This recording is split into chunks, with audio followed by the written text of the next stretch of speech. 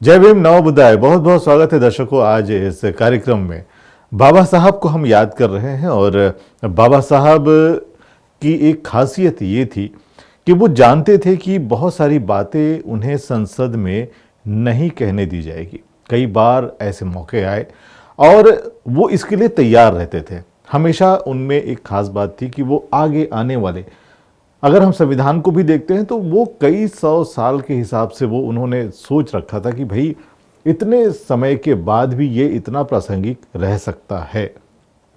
कुछ ऐसा ही उनमें एक खास बात उनमें थी कि वो जानते थे कि आगे क्या हो सकता है और इसके लिए वो हमेशा तैयार रहते थे। संसद में जो बात वो नहीं कह पाते थे उसको वो किताबों में लिखकर या पन्नों में लिखकर वो छपवा देते थे, प्रकाशित करवा देते थे और लोगों में बंटवा देते थे। यानी उनकी बात किसी भी तरह से लोगों तक पहुंच जाती थी। उन्होंने इसी वजह से कुछ अखबार भी शुरू किए। उन्होंने अखबार जो उन्होंने शुरू किए वो आप जानते हैं कि किस तरह से वो लोगों के बीच बहुत लोकप्रिय रहे हैं। बाबा साहब की ऐसी बहुत सारी रचनाएं, जो उनकी लिखी हुई किताबें या बहुत सारे ऐसे दस्तावेज आज भी प्रकाशित होने की राह देख रहे हैं। आज भी बहुत सारी ऐसी बातें हैं जो प्रकाशित नहीं हुई हैं। उन्होंने बहुत सारी समस्याओं का हल लिख कर रख दिया है, लेकिन अगर ये सरकारें उसे सही ढंग से ईमानदारी के साथ अगर प्रकाशित करती तो निश्चित रूप से आज आने वाली तमाम दिक्कतों का हम सही तरीके से मुकाबला कर पाते। क्योंकि द प्रॉब्लम ऑफ रुपी की अगर बात करें, यानी कि रुपए की समस्या, या बहुत सारी ऐसी बातें हैं जो उन्होंने पहले से बता रखी थी कि इस प्रकार की दिक्कतें आएंगी, इसका ये समाधान होगा। आज ऐसी जो उनके दस्तावेज है, जिसे हम राइटिंग स्पीचेस के नाम से जानते हैं, उनके बहुत सारे भाषण, जो उनकी लिखी हुई बातें हैं, वो अभी भी पेटियों में बंद हैं। महाराष्ट्र सरकार ने एक अभियान चलाया था बहुत ज़्यादा दबाव के बाद कि वो प्रकाशित करना शुरू कर दिया था। इसके लिए उन्होंने एक कमेटी भी बनाई थी। लेकिन अलग अलग सरकारें जब आती है, किसी दूसरे विचार की जब सरकारें आती हैं या विरोधी विचार की जब सरकारें आती हैं, तो वो इन कामों को बंद कर देती है। पिछली सरकार ने कुछ ऐसा ही किया और ये सरकार इस वक्त भी जो कुछ ऐसा ही कर रही है। हाल ही में अखबार में एक खबर प्रकाशित हुई जिसमें बताया गया कि लंबे समय से ये प्रकाशन बंद है। इसके लिए दबाव में आने के बाद 5 करोड़ के कागज भी खरीदे गए, लेकिन सिर्फ 33,000 प्रतियां ही प्रकाशित हो पाई। अभी भी बहुत सारे पेपर्स, जो खरीदी गई जो सामग्री है वो धूल खा रही है, वो धीरे धीरे खराब हो जाएगी। इन स्थितियों पर आज हम चर्चा करेंगे कि बाबा साहब की जो राइटिंग स्पीचेस है, जो उनकी बातें हैं, वो आखिर डिब्बे में बंद क्यों है, सरकारें उन्हें प्रकाशित क्यों नहीं करती। हमारे साथ डॉक्टर धनराज डाहट हैं, जो कि खुद एक लेखक हैं और बहुजन समाज के लिए वो काफ़ी कुछ लिखते रहते हैं। मराठी साहित्य में उनका एक बड़ा नाम है। आज उनसे बातचीत करेंगे इसी विषय पर। बहुत बहुत स्वागत है डॉक्टर साहब आपका इस कार्यक्रम में। जय भीम। जय भीम। ये बात आज बहुत प्रासंगिक है क्योंकि अभी अभी एक खबर प्रकाशित हुई है। तो क्या कहना चाहेंगे कि बाबा साहब की उन बातों को सरकारें आखिर क्यों दबा कर रखना चाहती हैं, क्यों प्रकाशित नहीं करना चाहती हैं? इक्विलिटी न्यूज़ चैनल के सभी दर्शकों का मेरा सादर जय भीम। आज 6 दिसंबर डॉक्टर बाबा साहेब आम्बेडकर का महापरिनिर्वाण दिन, और इस दिन के उपलक्ष्य में आज ये जो संवाद चालू है बाबा साहब के साहित्य के बारे में, ये बहुत ही महत्वपूर्ण विषय पर है। और इस विषय पर काफ़ी दिनों से महाराष्ट्र में और देश में भी चर्चा चालू है कि बाबा साहब की किताबें प्रकाशित क्यों नहीं हो रही और क्या दिक्कत है। आपको मालूम होगा कि जो महापुरुष रहता है वो महापुरुष केवल जिंदा रहता है उनके विचारों के आधार पर। रानड़े गांधी जीना बाबा साहब का एक महत्वपूर्ण किताब है। उसमें बाबा साहब ने लिखा है और मैझनी का उल्लेख किया कि मैझनी ने ऐसा कहा कि महापुरुष मरते हैं लेकिन उसके विचार जिंदे रहते हैं। लेकिन बाबा साहब ने ये मैझनी का स्टेटमेंट सही नहीं माना। उन्होंने कहा कि भारतीय संदर्भ में महापुरुष भी उनका मृत्यु होता है, उसके साथ में उनके विचारों का भी मृत्यु होता है। लेकिन अगर महापुरुष को बचाना है तो उनके विचारों का संवर्धन करना पड़ेगा। वो जो विचार वृक्ष है उनके जड़ में जल सिंचन करना पड़ेगा, तब वृक्ष बड़ा होता और उनका विचारों का वृक्ष, तब वो महापुरुष जिंदा रहता है। एन शिवराज ने एक बात बाबा साहब के संदर्भ में यही कही कि मृत आम्बेडकर जिंदे आम्बेडकर से मृत आम्बेडकर ज़्यादा प्रभावशाली है। डेंजरस शब्द उसने यूज किया, वो प्रभावशाली है। आज हम देख रहे हैं कि बाबा साहब 6 दिसंबर में निधन होने के बाद में भी बाबा साहब के विचार केवल भारत पुरते मर्यादित नहीं है, वो विश्व तक फैल गए हैं। उसका कारण यह है कि बाबा साहब के विचारों में जो ताकत है, वो ताकत इतनी प्रभावशाली है कि दुनिया के सभी चिंतक उसके ऊपर विचार कर रहे हैं। और ये विचार जो मिलते हैं वो किताबों में मिलते हैं। इसलिए बाबा साहब आम्बेडकर जो किताबों पर प्रेम करते थे, आपको मालूम होगा कि उनके गृह का नाम, घर का नाम राजगृह रखा था, और किस लिए? खुद के रहने के लिए नहीं है, किताबों के लिए वो गृह बांधा था। ये बहुत बड़ी बात है। तो बाबा साहब की जो विचार है वो सही किताबों में है, और इसलिए महाराष्ट्र गवर्नमेंट को धन्यवाद देना चाहिए कि देश में कई स्टेट है, लेकिन पहला स्टेट है जो महाराष्ट्र स्टेट है कि जिन्होंने बाबा साहब के किताबों को प्रकाशित किया करने का संकल्प किया था। और मैं धन्यवाद उनको भी देता हूँ कि उस समय के जो मुख्यमंत्री थे वो मुख्यमंत्री शरद पवार थे। और शरद पवार जी ने जो संकल्प किया कि बाबा साहब आम्बेडकर के सभी साहित्य को हम प्रकाशित करेंगे महाराष्ट्र की ओर से, और इसके लिए जो कमेटी बनाई गई थी वो एडिटोरियल कमेटी बहुत ही महत्वपूर्ण है। वो एडिटोरियल कमेटी में अच्छे अच्छे लोग थे उस समय, और सारा भार Vasant Pun ji special officer on special duty, वो उनके ऊपर सौंप दिया था। वसंत पुन ऐसा एक नाम है अम्बेडकरी मूवमेंट में और विचार क्षेत्र में कि जिन्होंने बाबा साहब के बारे में पूरी स्टडी की थी, जिनको अंग्रेजी का ज्ञान था, मराठी का ज्ञान था, और उन्होंने सब बाबा साहब की किताबें पढ़कर कौन सी किताबें प्रकाशित करना चाहिए इसका भी पूरा संकल्प, उसका आरेखन उन्होंने तैयार किया था। और 1971 से मेरे ख्याल से पहली किताब वॉल्यूम 1 निकला था, उसमें बाबा साहब की महत्वपूर्ण किताबें वहाँ पब्लिश हुई थी। ये महाराष्ट्र में फिर वहाँ से शुरू हो गया, और शुरू होने के बाद में करीबन अभी तक मेरे ख्याल से 21-22 किताबें वॉल्यूम्स निकल गए हैं। और महत्वपूर्ण किताबें बाबा साहब की निकल गई है। वसंतपुर ने जो संकल्प किया था कि बाबा साहब की किताबें और उसके साथ बाबा साहब की जो इंटरव्यूज हुई थी उसका भी किताब, बाबा साहब की जो फोटोग्राफ से इम्पोर्टेंट उसका भी किताब, बाबा साहब पर जिन्होंने लिखा है उसका भी किताब। और अभी तो आप देखेंगे कि कई लोग अलग अलग ढंग से काम कर रहे हैं। बाबा साहब के ऊपर कार्टून का किताब निकला, ये बहुत ही महत्वपूर्ण बात कि बाबा साहब के ऊपर कैसे कार्टून थे, किस प्रकार और कौन से साल में वो कार्टून जो निकले। तो बाबा साहब जब प्रसिद्ध हो गए, कब प्रसिद्ध हो गए? राउंड टेबल कॉन्फ्रेंस में जब बाबा साहब ने प्रवेश किया और वहाँ पर जो भूमिका अदा किए उसका प्रभाव इतना हो गया कि नेशनल लेवल के फिगर हो गए, और वहाँ से उनका कार्टून चालू हो गया। कार्टून महाड़ के सत्याग्रह का नहीं हुआ, कालाराम मंदिर के सत्याग्रह का नहीं हुआ, वहाँ से शुरू हो गया। फिर जब पुना पैक्ट में गांधी के साथ में उनका जो वार्तालाप हुआ या दोनों का जो संघर्ष था उसके ऊपर, फिर बाद में हिंदू कोड बिल और बाबा साहब की और राउंड टेबल कॉन्फ्रेंस, ये पार्लियामेंट में भूमिका, उनका सदस्य का त्याग, और उसके बाद में धर्मांतर के बाद में बौद्ध धर्म, ये सब चीज़ों पर कार्टून आ गए। बहुत बड़ी बात है। सवाल ये है कि बाबा साहब की किताबों को इतना प्रतिसाद रहती हुई जब महाराष्ट्र गवर्नमेंट प्रकाशित करते हैं सभी किताब निकल जाते। मैं किसी महापुरुष का नाम नहीं लूँगा कि उनके कंपैरिजन में अगर कोई भी देश के महापुरुष की किताबें का प्रकाशित किए तो उनकी डिमांड नहीं रहेंगी जितनी डिमांड बाबा साहब के विचारों को है।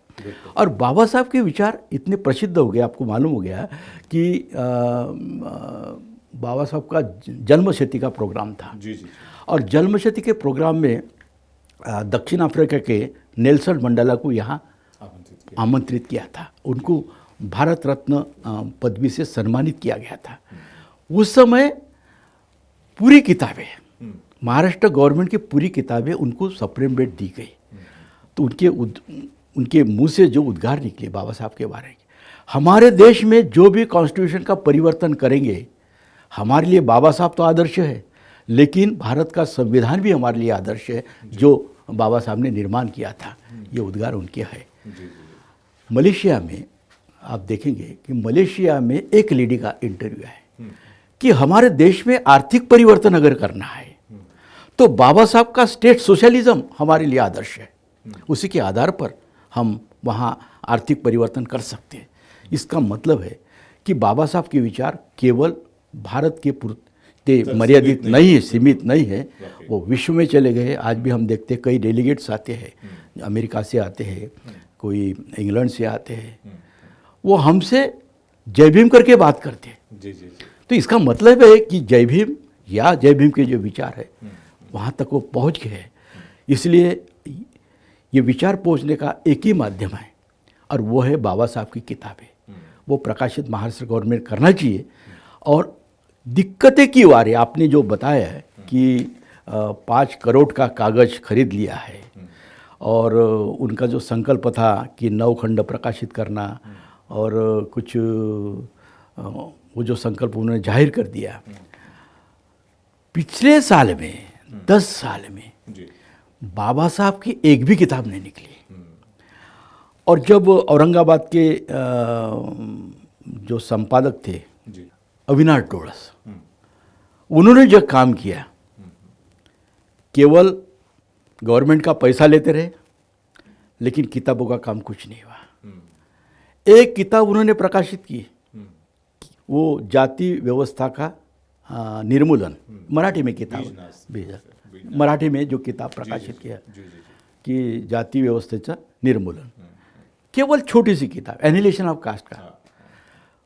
इतने प्रोजेक्ट है कि बाबा साहब की जो किताबें हैं वो उनको मराठी में कर सकते हैं, हिंदी में कर सकते हैं। लेकिन हिंदी वालों का एक हम देखेंगे कि दिल्ली में जो प्रतिष्ठान है वो अंबेडकर प्रतिष्ठान है, और जो कल्याण मंत्रालय की ओर से उन्होंने बाबा साहब को जो जन्मशती थी उस उपलक्ष्य में उन्होंने किए थे। उस पीरियड में सीताराम केशरी कल्याण मंत्री थे और सीताराम केशरी और संपादक थे, प्रधान संपादक डॉक्टर श्याम सिंह शेषी, और संपादन मंडल में अच्छे लोग थे। उन्होंने ये महाराष्ट्र गवर्नमेंट के जो प्रकाशित खंड है उनको उन्होंने हिंदी में अनुवादित किया, बड़ा अच्छा काम किया। लेकिन दिक्कत वहाँ एक ऐसी आती है कि अम्बेडकरी जो मूवमेंट थी, ये मूवमेंट करीबन मराठी में ज़्यादा है और मराठी किताबें कुछ है। तो उनकी दिक्कत कैसी आ गई कि जैसा उदाहरण के तौर पर चांदा नाम है, गांव का नाम है, तो हिंदी साइड वाले को चांदा का मतलब उनको ने इंग्लिश में CHAND है, तो वो क्या करते हैं, चंद्र कर दिए उन्होंने। तो उनको मालूम नहीं क्या चीज़ है करके, चांदा नाम का गांव है कि उसका अनुवाद हिंदी में, तो उन्होंने चंदा कर दिए, चांदा का चंदा कर दिए। तो हमने उनको सजेस्ट किए थे कि भैया आपके एडिटोरियल बोर्ड में कम से कम एक मराठी का आदमी रखो, व्यक्ति होना चाहिए जो सही ढंग से ये जो मराठी के वर्ड है या अल्फाज है उसको सही ढंग से वो रख सके। वो भी अच्छा काम हुआ। 21-22 खंड उन्होंने निकाले हैं। आज महाराष्ट्र गवर्नमेंट के ऊपर एक जिम्मेदारी है कि ये बाबा साहब का साहित्य प्रकाशित किसी तो और पर होना चाहिए, और जो प्रकाशित हो चुका है वो रीप्रिंट क्यों नहीं करते? बिल्कुल रीप्रिंट की भी जरूरत है। रीप्रिंट की भी जरूरत है। जितने भी वॉल्यूम है 21 के 21 वॉल्यूम, उसको रीप्रिंट कीजिए। तो रीप्रिंट भी बंद है। इसका मतलब क्या है? इसका मतलब है कि जानबूझकर ये विचारों को रोकने की आपने जो बोल रहे हैं कि विचारों को कैद किए, वो कैद करने का ही प्रकार है, ऐसा मुझे लग रहा है। निश्चित रूप से। और अगर दर्शकों इसको हम इस तरह से देखते हैं कि ये जो स्थितियां बन रही हैं ये आखिर क्यों बन रही है, इस पर भी हमें सोचना पड़ेगा।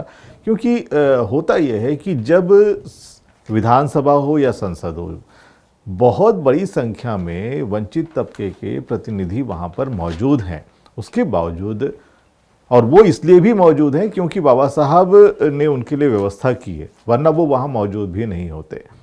तो उसके बावजूद वो इस तरफ ध्यान नहीं देते। उन्हें इस बात से कोई मतलब नहीं है कि बाबा साहब के विचारों का प्रकाशन हो पा रहा है या नहीं हो पा रहा, कौन सी सरकारें क्या कर रही हैं, इस पर वो कभी भी नहीं सोचते हैं। तो यहाँ इस बात पर विचार करने की, सोचने की सख्त ज़रूरत है, क्योंकि इतनी बड़ी संख्या है डॉक्टर साहब, ये प्रतिनिधि हैं, ये कर क्या रहे हैं? सही बात है। इस पर सोचना चाहिए। क्या क्या आम जनता को इस बारे में पता है कि ये जाकर वहाँ कुछ कर सकते हैं? आपको क्या लगता है? महाराष्ट्र गवर्नमेंट ने एक नई कमेटी अभी स्थापित कर दी है। आपको मालूम होगा कि जिसके प्रमुख डॉक्टर प्रदीप आगलावे हैं जी। उसके पहले अविनाश डोळस थे जी। अविनाश डोळस से हमारी मुलाकात हो गई और वसंत मुंजी की जो किताबें हैं, जो उनके पास में लाइब्रेरी की जो किताब थी, वो नागपुर इंस्टीट्यूट को उन्होंने डोनेट कर दिया और सभी किताबें वो अंबेडकर थॉट डिपार्टमेंट में उनके लाइब्रेरी में अभी भी सुरक्षित है। जी, जी, जी। उसमें एक अच्छा ये मिला हमको कि उन्होंने जनता के पूरे अंक वहाँ संभल कर रखे थे। और जब अविनाश डोळस आए तो मैं अंबेडकर थॉट में लेक्चरर हूँ और वहाँ पर हमने अविनाश डोळस को बताया कि ये जो विचार संपदा है जनता की, बाबा साहब ने मुकनायक और बहिष्कृत भारत ये प्रकाशित किया है, ये बड़ा अच्छा काम किया है। लेकिन दूसरा जो महत्वपूर्ण पेपर है वो जनता का, तो जनता का पूरे के पूरे अंक हमारे अंबेडकर थॉट की लाइब्रेरी में है।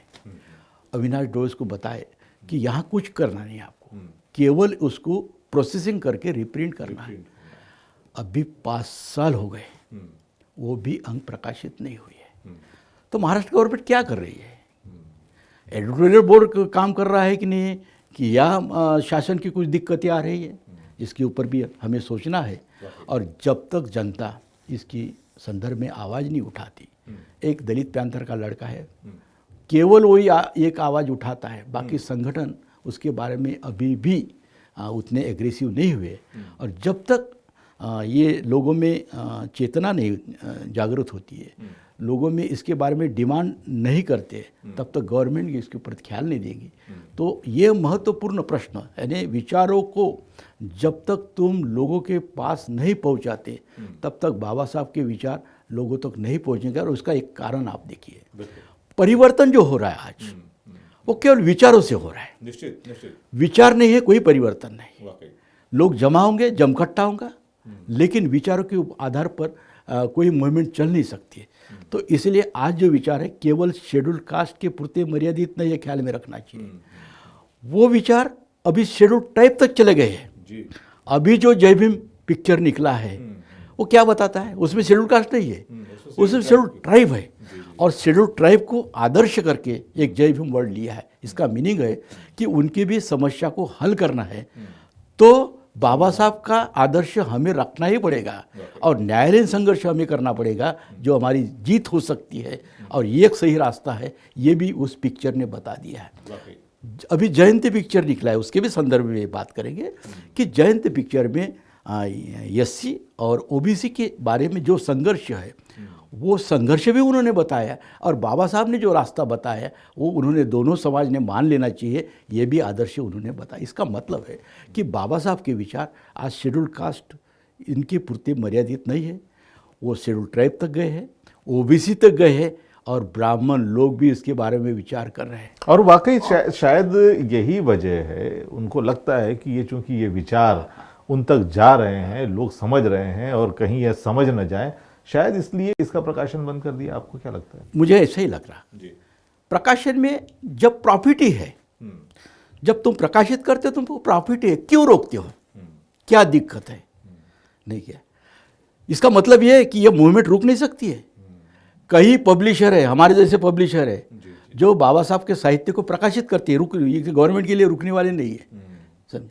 और आज तक हमने भी 20 साल में प्रकाशन क्षेत्र में काम किए हैं। हमने भी बाबा साहब के विचारों को अलग अलग ढंग से प्रकाशित करने की कोशिश करते हैं। अभी 6 दिसंबर को मेरी 4 किताबें प्रकाशित हो रही है।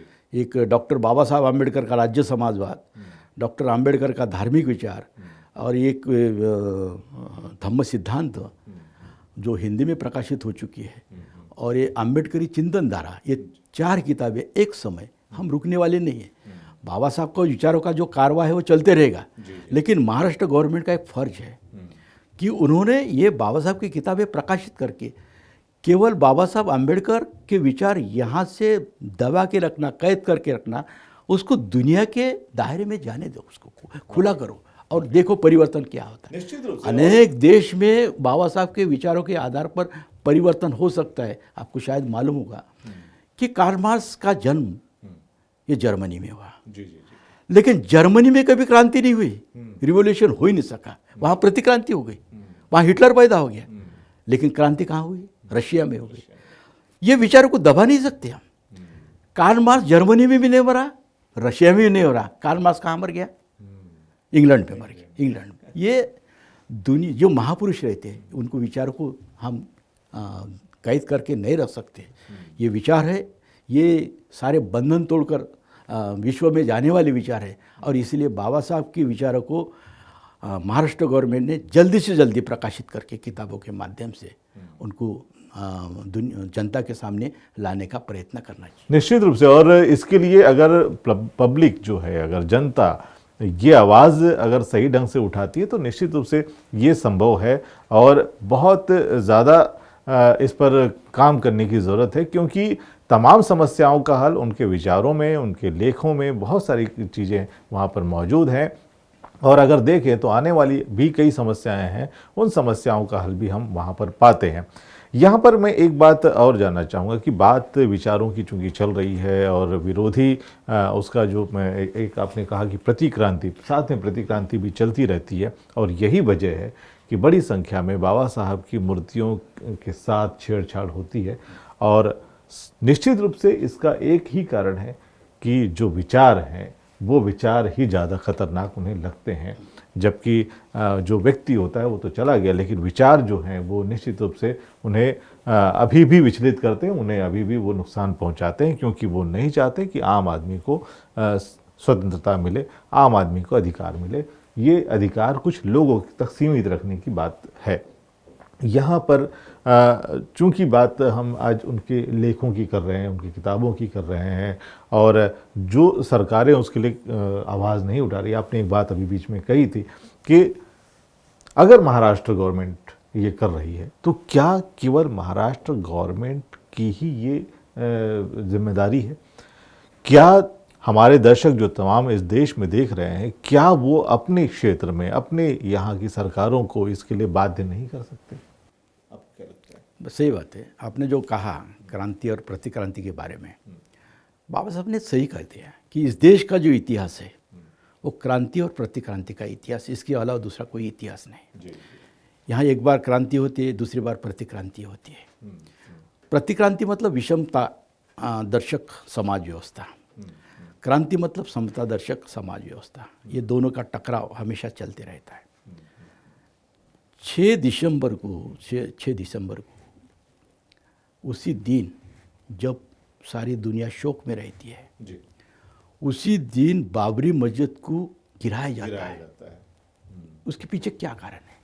उनको राष्ट्रीयता का जो ज्ञान बताते हैं, राष्ट्रीयता, भारत माता की जो बातें करते हैं, उनको ये मालूम नहीं कि ये राष्ट्रपुरुष का एक निधन हुआ है उस दिन। लोग शोक में है और हम उद्ध्वस्त करें। बुद्ध जयंती के दिन पोखरण में अनुस्फोट किया जाता है और बुद्ध हंसा करके वो कोडवर्ड यूज किया जाता है। इसका मतलब क्या है? इसका मतलब यह है कि जानबूझकर कुछ बातें लोगों तक अलग ढंग से पहुंचाने की बात चल रही है। भारत के कॉन्स्टिट्यूशन में लिखा है कि इंडिया का नाम क्या है, भारत है या इंडिया है, लेकिन पार्लियामेंट में इंडिया और भारत नहीं बोलते, वह हिंदुस्तान शब्द का प्रयोग क्यों करते हैं? क्यों करते हैं ऐसा? आदिवासी जो वर्ड है, ये शेड्यूल ट्राइब के लिए आदिवासी मतलब सबसे पुराने लोग जो इस देश के हैं, उसको भी बदला दिए, उनका वनवासी कर दिए। कॉन्स्टिट्यूशन में सेकुलरिज्म का मतलब धर्मनिरपेक्षता है, सीधा सीधा है। वो भी इतना होशियारी से बदला दिए कि उनको पंथ निरपेक्ष कर दिए। ये जानबूझकर ये विचारों की जो मिलावट है ये इस देश में चालू है, और इनको तकलीफ है कि बाबा साहब के विचार नहीं आना चाहिए। और बाबा साहब के विचार अगर शुद्ध रूप से आ गए तो भगवान बुद्ध के विचार आते, कबीर के विचार आते, महात्मा फुले के विचार आते, सब क्रांतिकारी विचार का, छत्रपति साहू के विचार आते, शिवाजी महाराज के विचार आते। तो ये विचार उनको रोकना है, तब तक ये प्रतिक्रांति सक्सेस नहीं हो सकती। आज अगर देखें, आज देश में किसका राज है? आज क्रांतिकारक प्रवाह का राज नहीं है, आज प्रतिक्रांति का राज है। और इसीलिए हम ये अपेक्षा करते हैं शासन किसका भी रहे, कोई पक्ष का हमसे कोई लेना देना है, लेकिन जो बातें गवर्नमेंट की जो बातें हैं उन्होंने पूरी करना चाहिए। भारतीय संविधान को आदर्श मानकर उन्होंने अपना काम करना जरूरी है, और यही उनका कर्तव्य है। और जब यह कर्तव्य निभाते नहीं तो इसका स्फोट तो होने वाला ही है, ये किसी ना किसी ढंग से स्फोट होने वाला है। तुम ज़्यादा दिन उसको कैद करके नहीं रख सकते, और ये जब स्फोट होगा तो ये देश के लिए अच्छा नहीं है। इसलिए पहले शासन व्यवस्था ने संभलना चाहिए, और ये बाबा साहब के विचारों को जनता तक पहुंचने की कोशिश करना चाहिए, ऐसा मुझे लगता है। निश्चित रूप से। और इससे पहले कि ज्वालामुखी जो है, जो अंदर धधक रहा है, सुलग रहा है, वो कभी फट जाए, इससे पहले ही हमें संभलने की ज़रूरत है। और ये बहुत ज़्यादा ज़रूरत है इस वक्त कि हम अपनी आने वाली समस्याओं को सुलझाने के लिए बाबा साहब के विचारों का अध्ययन करें, उसे समझें और आने वाली समस्याओं को सुलझा लें। लेकिन अगर आम आदमी की समस्याओं को या आम आदमी के अधिकारों के प्रति अगर सरकारें सजग न रहें, या सरकारें खुद चाहने लगे कि लोगों के अधिकार कम कर दिए जाएं, तो निश्चित रूप से फिर तो जो है एक क्रांति से किसी भी प्रकार से इनकार नहीं किया जा सकता। ये संभावनाएं हमेशा बनी रहेंगी। डाठ साहब, आपने बहुत अच्छी बात हमारे दर्शकों तक पहुंचाई हैं।